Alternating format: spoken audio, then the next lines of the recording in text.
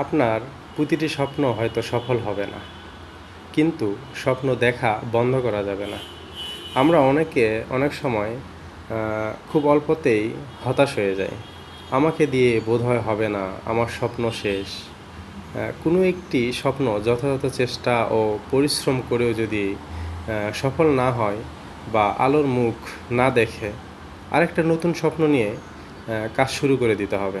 থেমে থাকা যাবে না। কারণ আপনি যদি আবার শুরু না করেন, তবে আপনি হেরে যাবেন। আপনাকে শুরু করতে হবে এবং চলতে হবে। থেমে থাকা যাবে না। একটা রাস্তা বন্ধ হলে চলতে চলতে আরও অনেক রাস্তা খুলে যাবে, কিন্তু গন্তব্য পৌঁছাতে হবে।